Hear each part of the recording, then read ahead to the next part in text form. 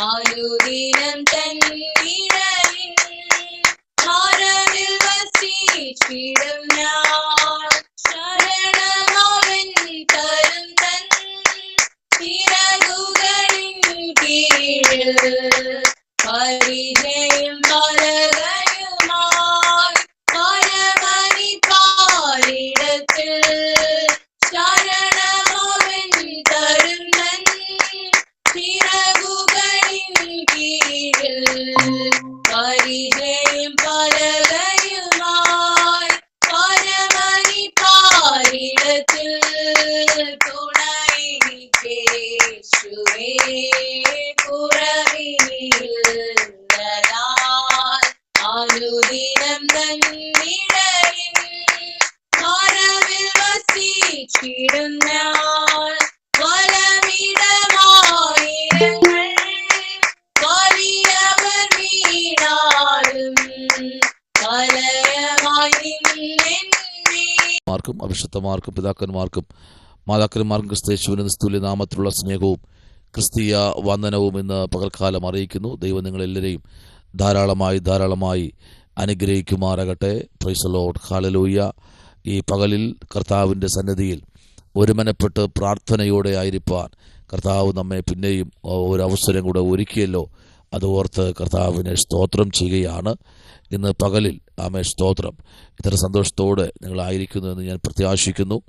ആമേ അല്പനിമിഷം ധ്യാനിപ്പാൻ സങ്കീർത്തനങ്ങളുടെ പുസ്തകം 91 price the Lord അതിൻ്റെ ആമേൻ 15-ാമത്തെ വാക്യം ഇങ്ങനെ വായിക്കുന്നു. അവൻ എന്നെ വിളിച്ചപേക്ഷിക്കും, ഞാൻ അവന് ഉത്തരമരുളും. കഷ്ടകാലത്ത് ഞാൻ അവനോട് കൂടെയിരിക്കും, ഞാൻ അവനെ വിടുവിച്ച് മഹത്വപ്പെടുത്തും. Praise the Lord. ഈ 15-ാമത്തെ വാക്യം നമ്മൾ ചിന്തിക്കുമ്പോൾ ആമേൻ പണ്ഡിതന്മാർ 2 ആശയം ഈ അധ്യായത്തെക്കുറിച്ച് പറയുന്നു. ഒന്ന്, ഇത് മോശ എഴുതിയെന്നും ചിലർ പറയുന്നു ഇത് ദാവീദ് എഴുതിയ സങ്കീർത്തനം എന്ന് പറയുന്നു. എന്താണെങ്കിലും അങ്ങനെ ഇരിക്കട്ടെ.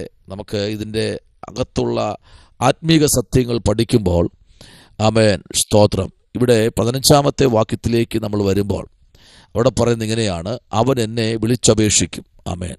യഹോവയായ ദൈവത്തിൻ്റെ സന്നിധിയിൽ ആമേൻ ഒരു ദൈവ പൈതൽ ആമേൻ ഏത് വിഷയത്തിന് മുമ്പിൽ മുട്ടുമടക്കിയാലും ആദ്യമൊക്കെ അല്പ പ്രതികൂലങ്ങൾ സംഭവിക്കാമെങ്കിലും അതിൻ്റെ ആമേൻ സ്തോത്രം ഒടുക്കത്തെ സമയത്ത് ദൈവം വലിയ അത്ഭുതങ്ങളെ ചെയ്യും. അതാണ് 1-ാമത്തെ വാക്യം പറയുന്നത്: അത്യുന്നതൻ്റെ മറവിൽ വസിക്കുകയും സർവശക്തൻ്റെ നിഴലിൻ കീഴിൽ പാർക്കുകയും ചെയ്യുന്നവൻ യഹോവയെക്കുറിച്ച് അവൻ എൻ്റെ സങ്കേതവും കോട്ടയും ഞാൻ ആശ്രയിക്കുന്ന എൻ്റെ ദൈവവും എന്ന് പറയുന്നു.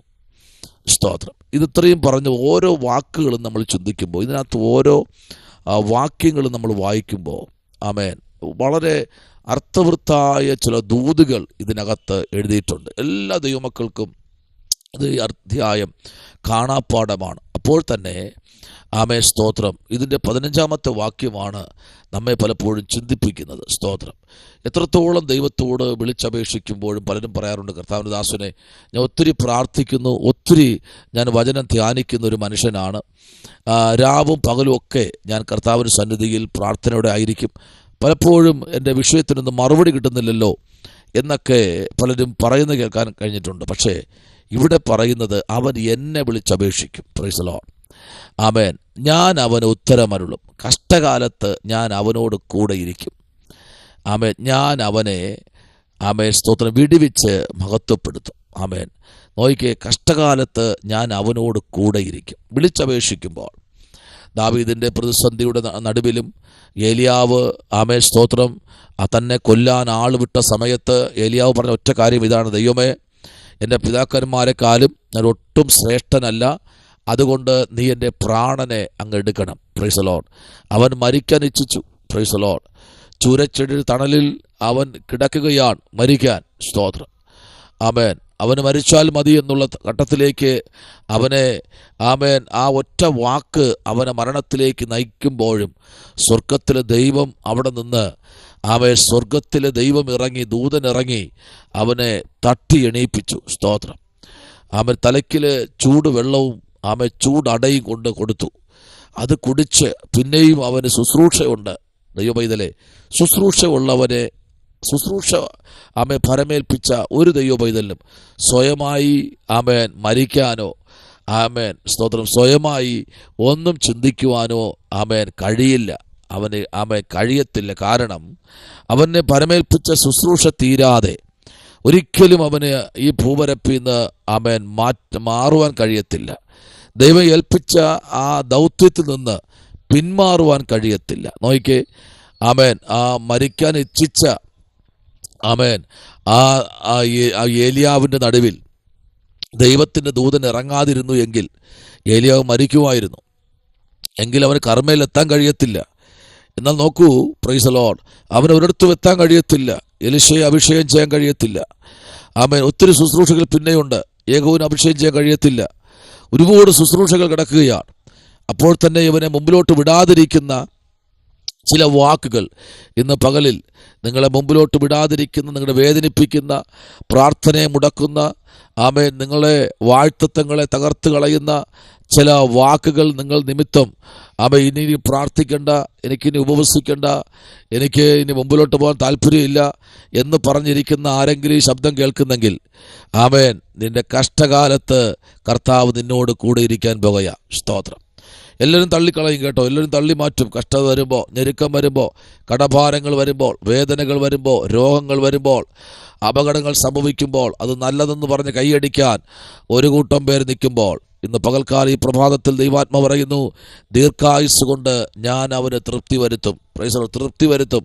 ആമേൻ ഇത്രയും ആയുസ്, ആമേൻ സ്തോത്രം, ആയുസ് ആമേൻ ജീവിച്ച് അനുഭവിച്ച് തൃപ്തിയായ ശേഷമേ ആമേൻ എൻ്റെ രക്ഷയെ അവനെന്ത് ചെയ്യും? കാണിച്ചു. നോക്കിക്കേ, അപ്പോൾ നിനക്ക് ആയുസ്സിനെ ദീർഘമാക്കി, ആയുസ്സിനകത്ത് നിന്നെ തൃപ്തിയാക്കി ദൈവം തരുന്നതെല്ലാം നമ്മൾ പറയാറില്ലേ, കഴിച്ച് തൃപ്തിയായെന്ന് പറയാറില്ലേ? Praise the Lord.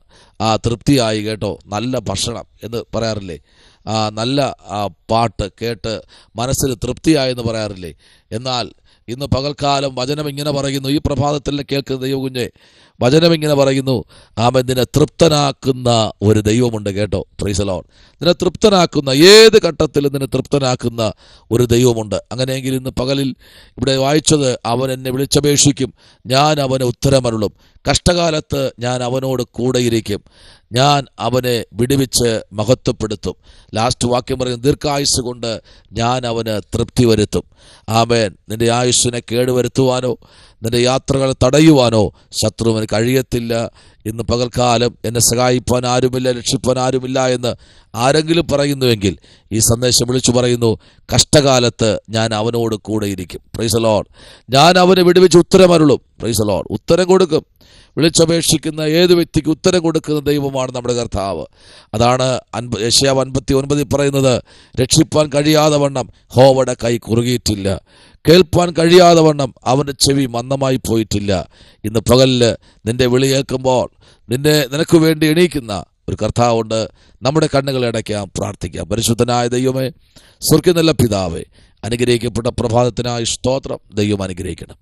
ഈ കർത്താവ് വെള്ളിയാഴ്ച പകലിൽ പരിശുദ്ധാത്മാവിൻ്റെ കൃപ കൊണ്ട് പൊതിയണം, അത്ഭുതം ചെയ്യും.